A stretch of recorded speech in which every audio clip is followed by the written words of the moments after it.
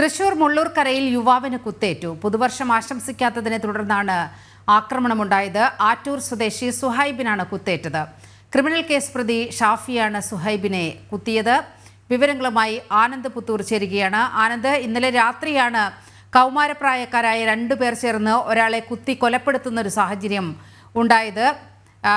അതുപോലെ സമാനമായ ഒരു സംഭവമാണ് ഇവിടെയും ഉണ്ടായിരിക്കുന്നത്. വിവരങ്ങൾ. നീലിമ, ഈ ഹാപ്പി ന്യൂ ഇയർ അഭിനന്ദനങ്ങൾ അറിയിച്ചില്ല എന്ന് പറഞ്ഞുകൊണ്ടാണ് കഞ്ചാവ് കേസിൽ കാപ്പ ചുമത്തിയ പ്രതി ഷാഫി യുവാവിനെ, അതായത് സുഹൈബിനെ തലയ്ക്കും കയ്യിലും മാരകമായി കുത്തി പരിക്കേൽപ്പിച്ചത്.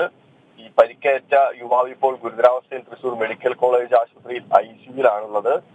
ഇന്നലെയാണ് സംഭവം. വളവൂർ ആറ്റൂരിൽ പൂവത്തിങ്കൽ വീട്ടിൽ 22 വയസ്സുള്ള സുഹൈബിനാണ് കുത്തേറ്റത്.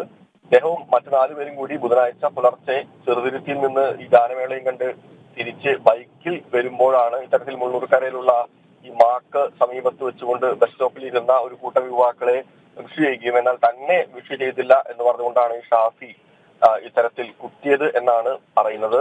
24 കുത്തുകളാണ് ഇയാൾക്ക് കൊണ്ടിട്ടുള്ളത്. ഇയാൾക്ക് ഗുരുതരമാണ് ഇയാളുടെ അവസ്ഥ. എന്തായാലും ഈ പ്രതിയും കുത്തിയ ഷാഫിയും തന്നെ കുത്തി എന്നാരോപിച്ചുകൊണ്ട് മെഡിക്കൽ കോളേജിൽ ആശുപത്രിയിൽ അഡ്മിറ്റ് ചെയ്തിട്ടുണ്ട്. ശരി ആനന്ദ്.